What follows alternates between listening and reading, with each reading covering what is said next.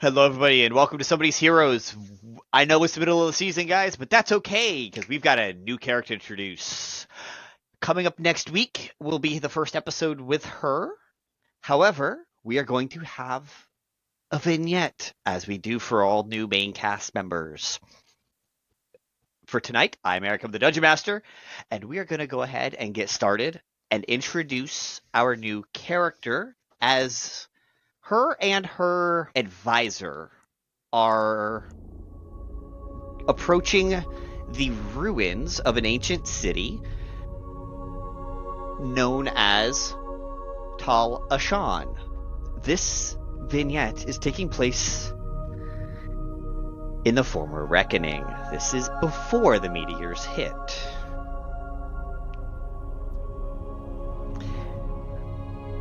What do we see as Aina and her advisor enter these ruins to explore this temporal anomaly in the red steppes? When people see Aina in this year zero, as it's later called, they see her as a tiefling woman with tan skin, brown eyes. Her hair is done in a kind of complicated braid style, and she has black horns that curl back, and she does have like a pesky piece of hair that never quite stays in the updo, no matter what. And she also has a silver circlet that she can't take off the way it sits under her horns. And she also wears, right now, she's just in her travel garb, which is just a pink ornate ball gown and heels and a pouch on one side that she carries, as well as she has her spellbook kind of slung across her shoulder that is just chock full of spells and notes. And aside from that, I think that's Aina. I think that's as we see her now. And who accompanied her on this excursion? You would see an individual around 6'3.5" ish, deep brown skin, juxtaposed to the very bright, piercing, almost white gold eyes that he has. He wears what seems to be some type of suit of some sort, white pants, white button-up, white vest, the cloak that kind of hangs off, custom to the vest and the whole garb, also kind of white, but a little more transparent and flowy. Not meant to be show off but still can be a statement piece in itself. Some type of a white boot / dressy shoe. He wears pieces around his arms that are like bracelets, golds again, keeping the color story apparent. He does have his two his ears pierced, the upper region. A very soft but kind of, for lack of a better word, cocky demeanor about him. He has very low hair, faded on the sides as well. And again, that's more of a darker tone, also carried through his eyebrows as well. And he does have a small goatee. And on his shoulder, most likely, no, probably in a tree or somewhere floating by, is a grayish silver looking pseudo dragon.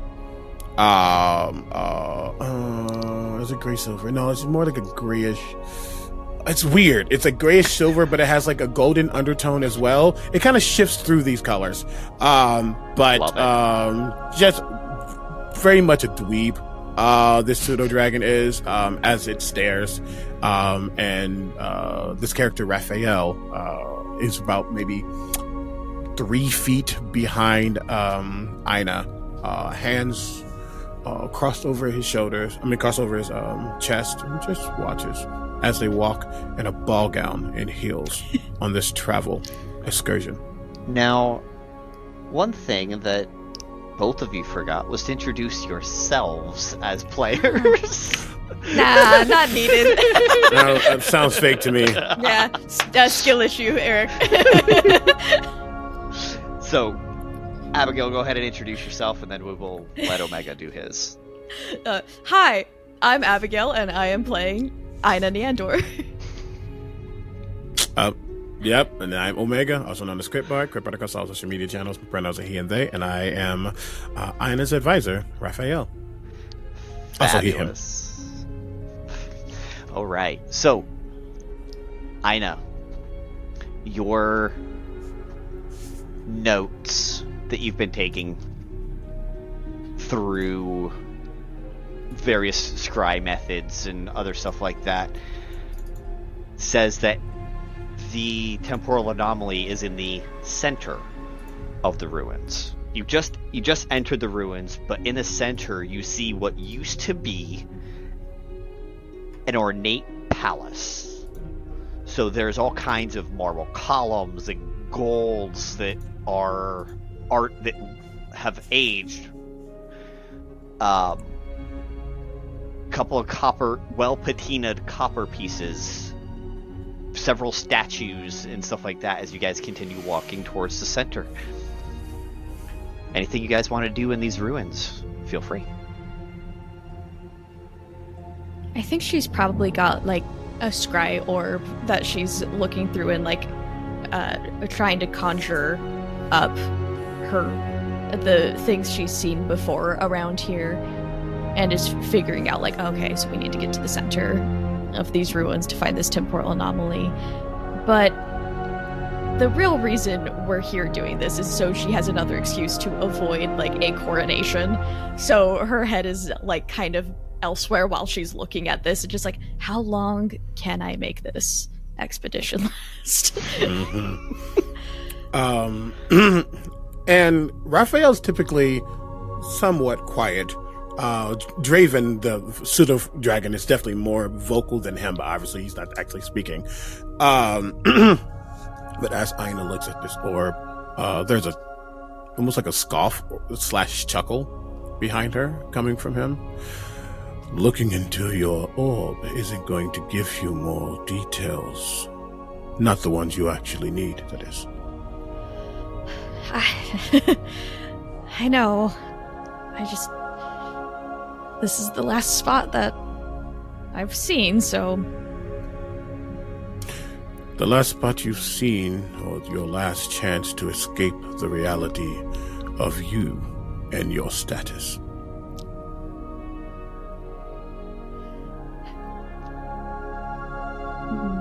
Yes. To both. And I resent the fact that you know me that well. I have an obligation to know you. Know every intricate emotion, every trick, every need, every random excursion, even though this could be more important. But I don't judge. That's not what I am paid to do, even though there's no payment here. You can judge. I was just going to say there's no I do. here, I just don't do it out loud. Okay, I appreciate it. I appreciate that. You know what I'm judging right now? But like in a good way? The fact that you have somehow outfit matched yourself to these ruins completely. And she looks at the marble and gold ruins and the white and the white outfit that Raphael is wearing. I think he does look, and again, he probably grins a little bit. What can I say? They have good taste. It's nice.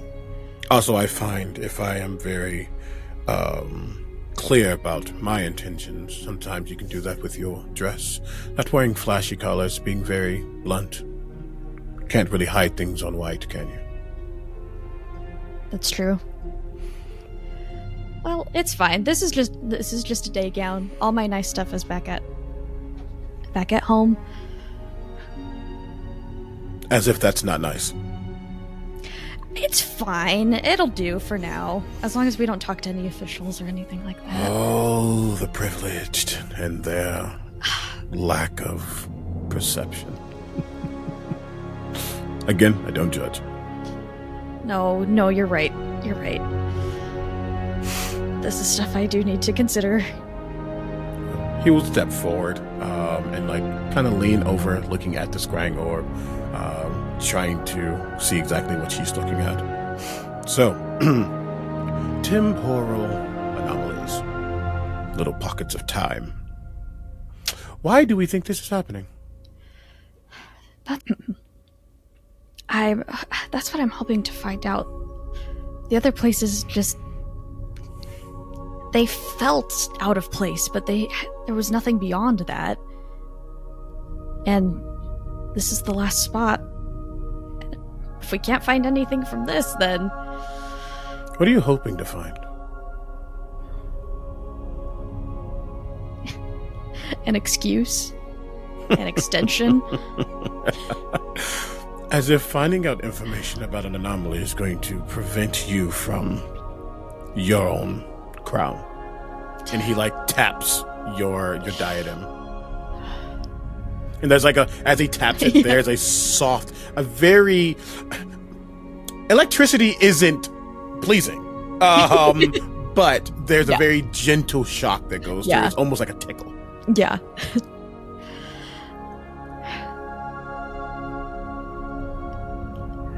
I just want to find, I don't know, maybe time to make myself the best person that the kingdom needs.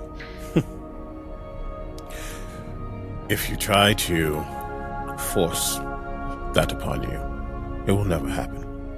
Now, I have no royal tie to my name other than my grandfather watching over your parents and their parents, and probably the ones before that. We don't age.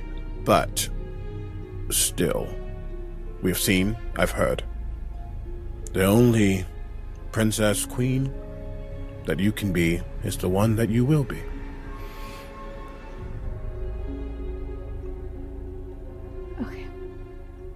Okay. You're right. Thank you. Now, and he kind of steps forward, and you see him splay his hands out, and as he does, almost like an aurora borealis forms, and as he looks around, he begins to detect magic.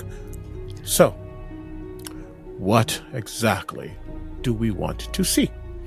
And then I will try to see what we are not seeing physically with any type of magical anomaly, presence, etc.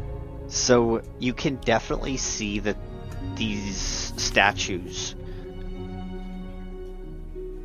were magical, but the magical residue is so minute in them at this point that they would try and animate and then just kind of stop and power back down, because they're back. Whatever was powering these automatons, these mechanized soldiers, is now depleted. And you see a very large pocket of magic straight ahead of you, in the same spot as the scry says the temporal anomaly is. So these anomalies are magical in nature. He will step forward towards one of these statues, automatons, kind of clink at it, not like out of disrespect, just noting it, seeing that it really is powered off. Nothing's really happening here. Draven's definitely playing in Ina's hair, or trying to. Oh, for sure.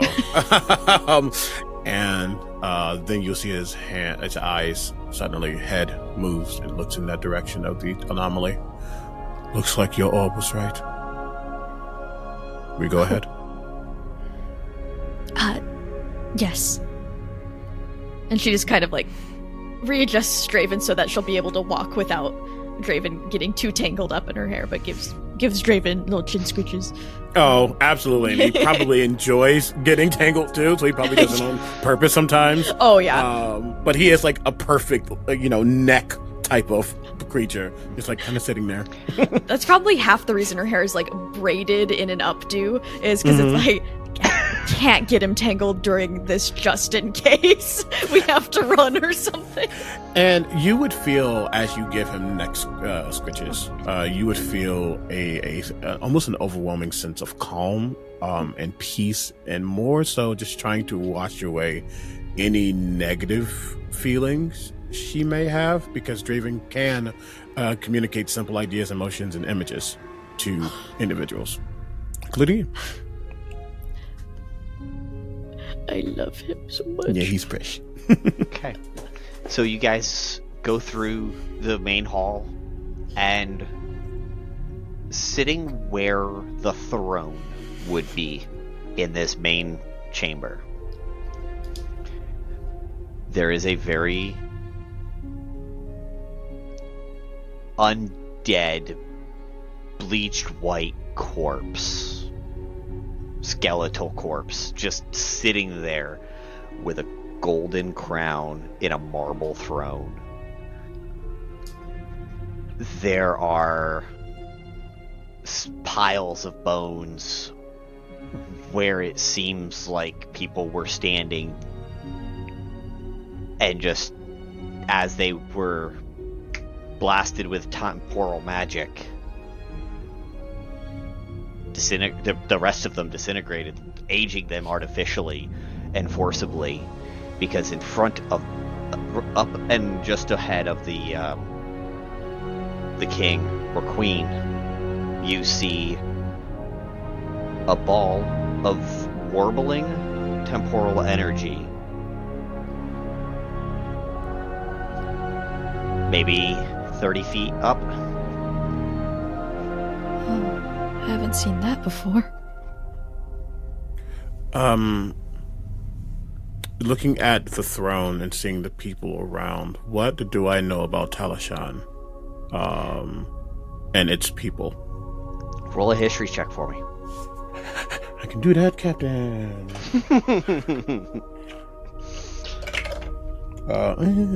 16.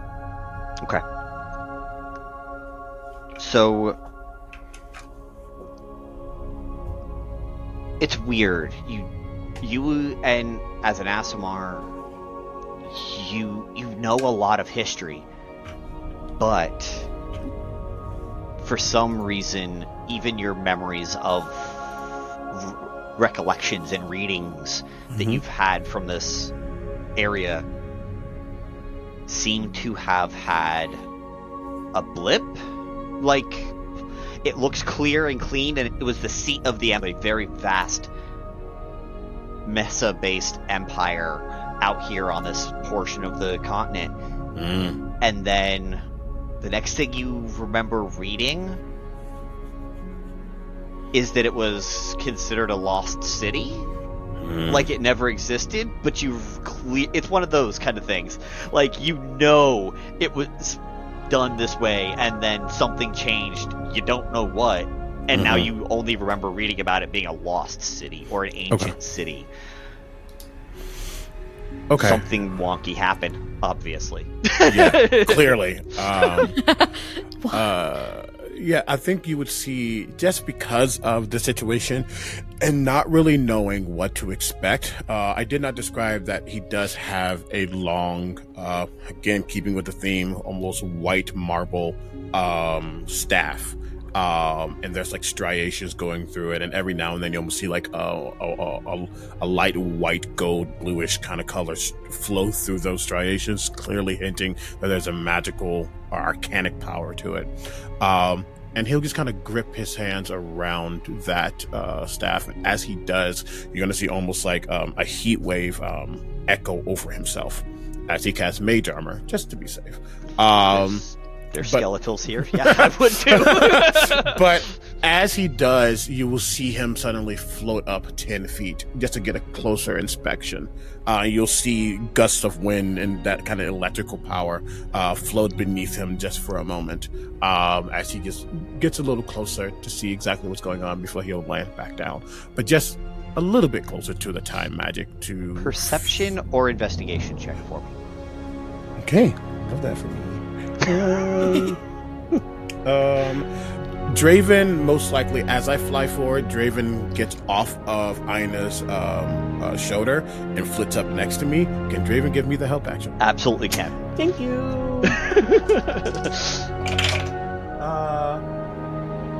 21. 21. Love it. Love it. For a moment... Perception, sorry. Okay. For a moment, while looking into this anomaly, you think you see someone who looks similar to you looking back. Slight differences, but otherwise you recognize your own eyes. You recognize your goatee's a little longer, but beyond that, it looks similar enough to you. You see, as he lands, he reaches into the jacket cloak thing that he has and pulls out a small little like notepad and a quill, and he'll just start writing some things down. Be careful. Whatever it is, it's not necessarily a mirror, but perhaps it's skewing even our own perception. Wow. Okay. This is huge. As in, this is just... None of the other anomalies have had anything there. I wish I could say I knew what this was. This isn't in the history books, unfortunately. But he will, like, as he is writing things down, he does, like, step back to let Aina, like, do her own investigating. Because it's just her task. He just wanted to... He did the bodyguard moment just to make sure nothing's immediately happening, and then he steps back. I love it. Okay, so what's Aina going to do, and how is she going to proceed forward? First, I'm going to cast a couple spells, because, yeah, there's some skeletons here. This is... She's read enough about what adventurers do to be like, well, I should probably prepare for this. So I'm going to go ahead and cast Fortune's Favor. Okay. And I'm going to go ahead and do that at third level. So both of us will have a reroll within the next hour. Oh, cute. Work. Hells yeah. And then let's see, where is it? Where is it? Did I not prepare the spell I need? What? No. What on earth have I done? What have I done? Oops. It's fine. I didn't need a D8 to initiative rolls anyways. That's fine. I don't need Gift of Alacrity. Yeah, I think Ina's just going to set them up for success with that, and just holding the orb as almost like she's kind of fidgeting with it. It's kind of more just something for her to hold right now, as she's kind of like mentally like probably taking notes in it. And she's gonna just slowly walk towards the temporal anomaly. However, she's heavily eyeing that undead guy on the throne, because she's like, that seems like a lesson. Mm-hmm. This seems like a metaphor for something. So I think she's kind of giving that a wide berth while she's like trying to get a little closer to see what this is all about. Okay. Absolutely. Go ahead and make an investigation or perception check. All right, or we'll go investigate. Even an Arcana check in Ina's case. You would see Draven will fly back over and nuzzle, because he's not needed anymore. But as he nuzzles, again, that sense of peace and tranquility comes over you. But a little bit of a guiding hand. Guidance. I appreciate that so much. I'm also gonna already use my reroll, because that was a natural one. Okay. Well... So we're gonna first roll. We're just gonna retry all the things. This is the thing. My rolls are so bad. They're so mad all the time. But yeah, we're gonna use that guidance. So that's an 8 plus 3 from the guidance is 11 plus 15 from Arcana. So that's gonna be a 26. 15? I'm a little busted. Turning an 8 into a 26. Wild. And I'm the advisor. How does this work? I couldn't have done this without you. She couldn't have avoided taking the throne this long without you.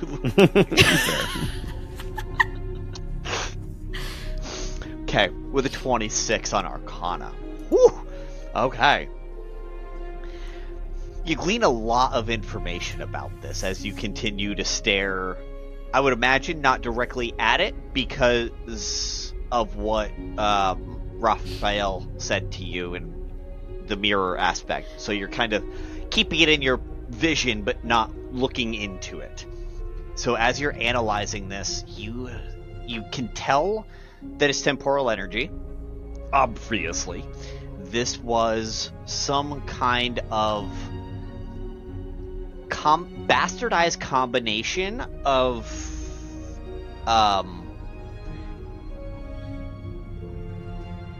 accelerate, decelerate mixed with contact other plane mixed with you sense like 7 different spells that somehow got formed and just blasted into here, causing this temporal rift. Oh no. You see kind of Ina's eyebrows furrow as she's like actually becoming focused on this and thinking, oh, this is a little bigger than a distraction. We might need to send a research team out here. This might take longer than time will allow us. Penny for your thoughts. Would you like to expound upon your findings?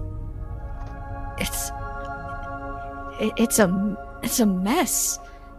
It's like someone tried to cast every spell in my repertoire at once. In your repertoire? Some. No, more like just a focus on temporal. I see. Spells.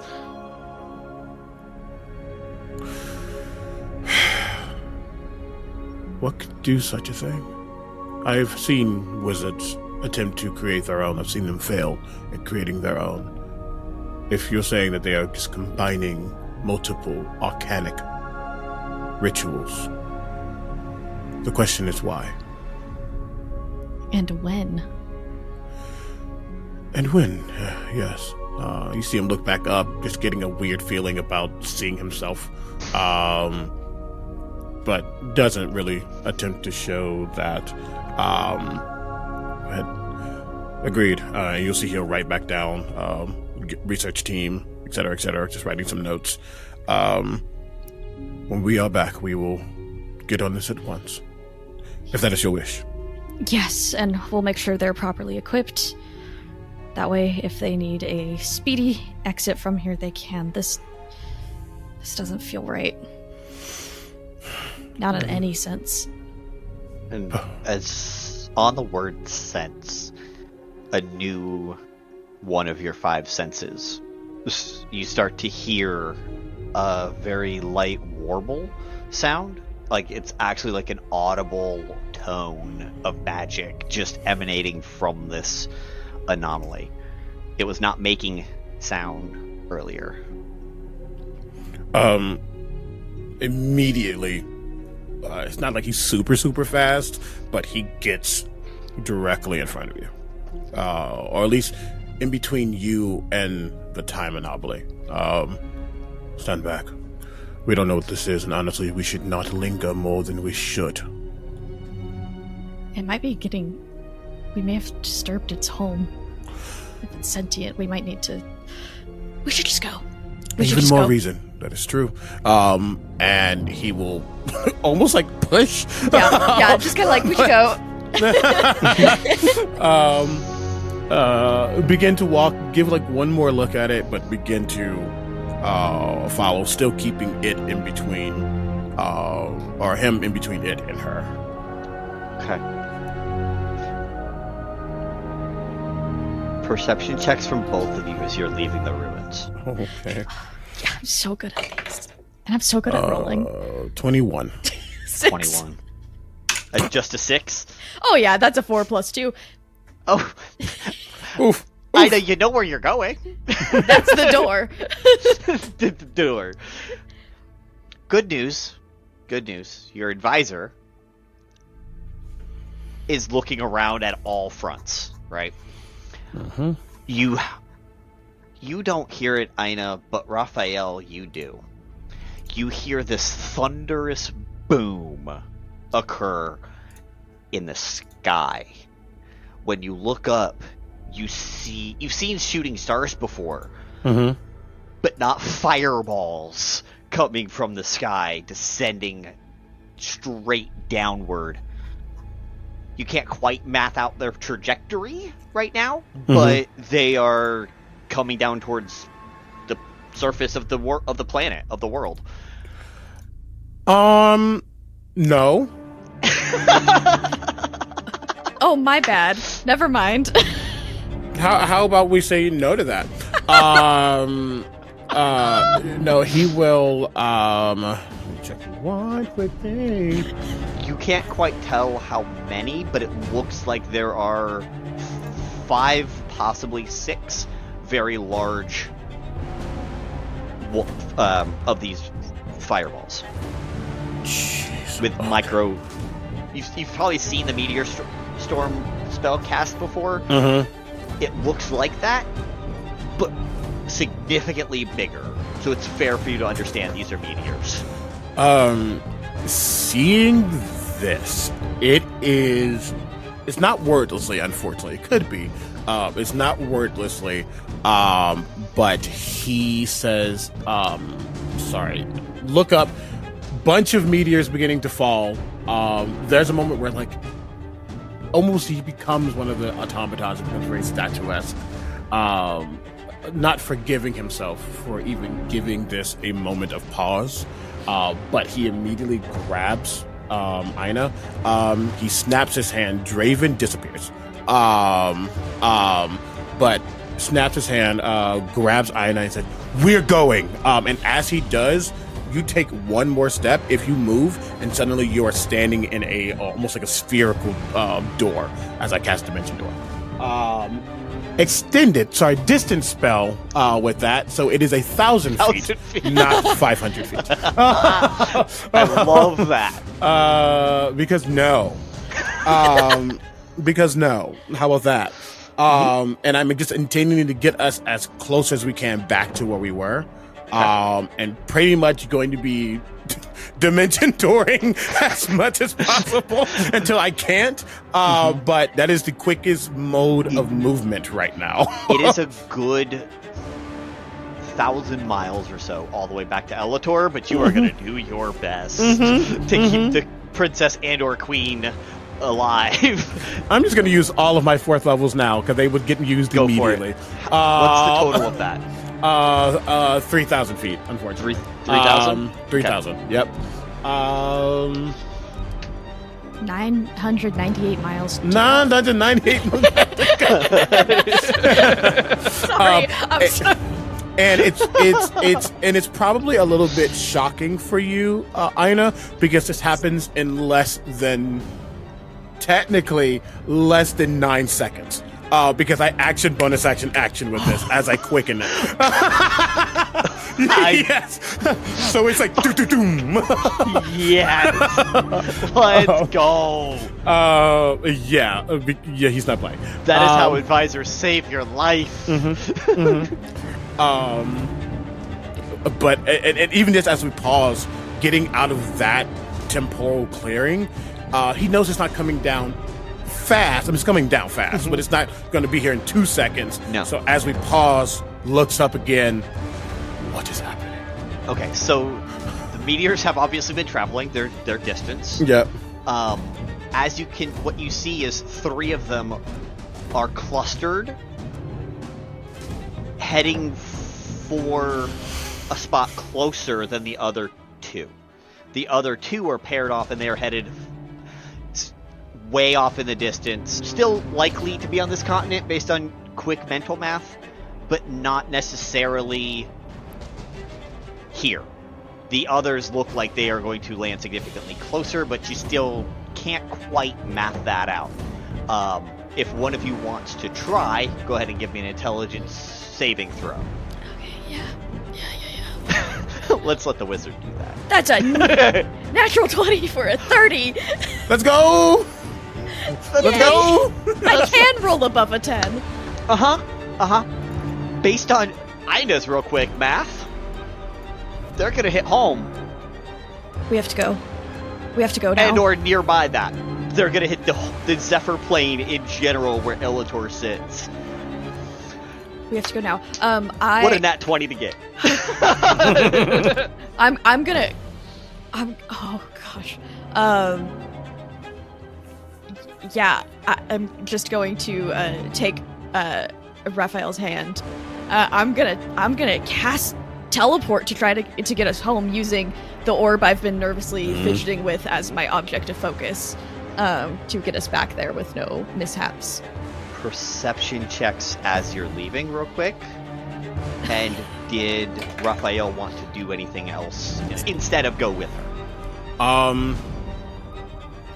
I think he would go with. No, yeah, he would absolutely go with her. He's not going to stay here. He can't protect her from far away, but at the very least, once they're back in any type of arcanic safe hold, doesn't know exactly if this is a magical means, if this is something natural coming out of the sky. Wall of forces have blocked more for less, right? So at the very least, getting back to home, and then going from there. There's a 22 perception for me. 7. Okay. I know you're casting a spell. Yeah, I'm so busy right now. Your eyes are glossed over with magical energy as you are just reading the magic to get you home and find your destination of Elitor. Raphael, you happen to hear as this teleport is starting to go off, you hear that warbling sound concuss at just and wash over you and Aina both as Aina casts that first teleport. When you guys get to roughly where you were trying to get, you get bounced back and are now on an outcropping looking over like a cliffside looking over the city of over the capital city of the Kingdom of Elitor. As a wall of force had been put up to protect the city, you were not home. The advisor that was left in charge saved the people and said, "She's not home, I don't know when she's coming back." Boom! Save the people. That makes sense. And he knew that in a, hey, Doomsday Lesson 101. Yeah. We close off everything if things are bad. Which makes sense. Yeah. Do not wait for the bourgeoisie to be home for this. Yes, do not wait at all. No. Fair. You, in fact, see as one of the vessels that was on its way in to the city got cut in two as the wall of force went up in between the middle of that ship that was coming into dock with a fresh load of cargo or whatever, right? Like, just... and it's sinking. People are getting off into the rowboats on their respective sides and doing whatever they do best, which is try and survive. I'm gonna give you guys a chance to do something as these meteors are still coming in closer. Like, it's only been less than 20 seconds. Yeah, thanks. Yep, love that for us.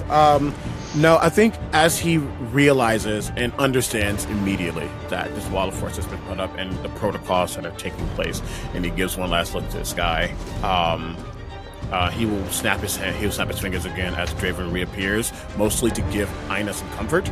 As he's in work mode, trying to figure out exactly what the best course of action is. But then he'll look back down at the city, not looking at Aina. There's only one solution here. You need to go.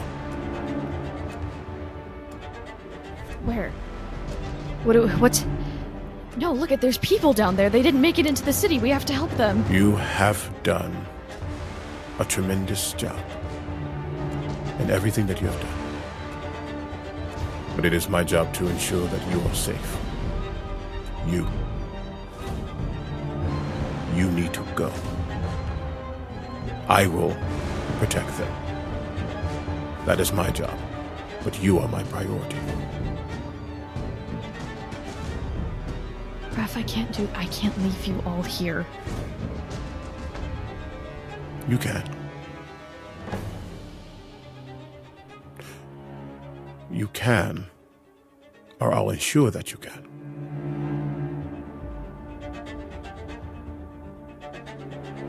She's just going to kind of straighten her shoulders. And her lip is kind of quivering at just the trying not to let all the emotions out right now. You'll defy me? He turns his head slightly. And there is, even though he's trying to keep it together in the sense that this is a very serious issue, calamity that's coming upon them, you see a grin still upon his face. The little princess who he has watched for so long now, standing up and being the queen that she was meant to be. No, Your Highness. I would never defy you. But you need to make a wisdom saving throw, please. You don't know this is happening as it's subtle, as I cast Yeah, don't worry suggestion. about it. I might have a +7 to my wisdom saves. However, that was a 3. And your dice have sucked. They always do. But I do suggest you find your way out of here. I'm casting suggestion.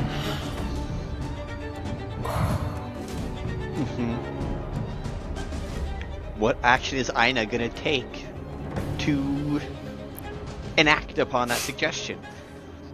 I don't. Okay. I don't have. I'm gonna be so for real, y'all. I do not have another teleport. So, I was going to say, I would probably, as I say that, you would see floating off of my person, oh my gosh, that hurts. It's a small little vial, and it has a baby tooth, a lock of your hair, and then a small crest of the kingdom. It's my vial that does things for me, but it's also harnessing power. Technically it is, as it has sorcery points that I can regain. If I could, GM, giving that to her to refuel a spell slot. Absolutely. Oh, you have my necklace now. You're welcome.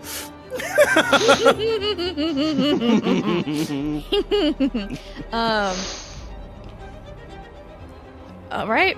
Yeah, I mean, I will. I am under the suggestion spell. I am going to. I think what you see from her is like she was going to like reach for your arm as like, what are we gonna do? And then the spell takes hold and her arm just like drops into the position and her eyes like go kind of blank and she goes to cast teleport. However, she's casting it for any willing creature around her, so she is hoping you will go with her. But that is the only part of her that's like. There is like, please, I cannot handle any of this without you. Like, and thinking back again to that temporal kind of issue, this thing, and seeing himself, he knows that it's not a mirror because it looked too different. He sees this world not necessarily about to come to an end, but something going to happen. But seeing that time means that there is survival in some way, shape, or form. And if he survived, hopefully she did. And as she begins to use this teleport, you would see a tear coming down his face. Do not worry, little bird. You'll see. And as he says little bird, almost like melting, you'll see his cloak begin to shimmer and become gold-like, and suddenly two large wings appear. And you will see, as your teleport begins to take hold, him shoot into the sky and begin to hold his hand out as he casts telekinesis upon one of the meteors coming down to try to hold it at bay as much as possible to make sure she gets away. So as you're flying up, you get up high enough, you're at that like 30,000 foot marker, you can see a lot of the landscape below you. Coming up out of a volcano behind you, there is a very large, gargantuan-sized dragon made of magma that is coming up to try and help catch one or more of these things as it is being pushed back. You see Draven sees the dragon and like cocks his head and then like gets like kind of pumped up and like can't help but is trying. Maybe that's them in the future. They don't know. And you see this magma dragon push back a little bit as it feels that little bit of positivity and mojo coming from Draven. Just that little bit of and then eventually he just gets pushed back again too. You see off in the distance a blizzard starts to form over what will be called the Frozen North, as a giant blizzard storm of ice and snow starts to form a dome over that entire area, trying to protect it. Whether it's a danger or not, they don't know, just like everybody else. Those other two meteors, you see them go and they hit over the mountain range over on the opposite side of the Zephyr Plain. You see a large cloud of smoke and ash just up from the ground as it then settles back and starts to fall, darkening parts of the sky. The ones headed for you guys, they've been slowed down, but as your magic is faltering and you feel your hands quivering with your magic,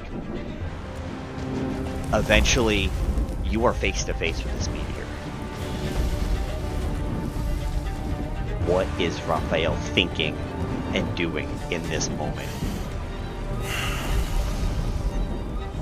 As he's face to face with this meteor, almost like, not that time slows, but you can see that he looks down back at the city, at the kingdom, and then he looks back at the spot that Aina teleported from. And again, those words that he gave her echoed through. I'll see you again. And one last burst of power to try to hold it off as much as possible, but he knows it's not going to work. He tries to snap Draven away, and Draven refuses. The meteors, this dragon was holding these other two meteors, gives out as he crashes into the ground, causing a crater twice the size of what would normally be caused. Ash comes up as always, and you and this other meteor crash right into the city of Elitor. Right into the capital. Because I'm sorry, even a roll of force cannot hold up a meteor for very long. And the city, the outlying region gets dropped, and you start to see water from the Bay of Neandor come up and wash away straight into and filling all these crevices.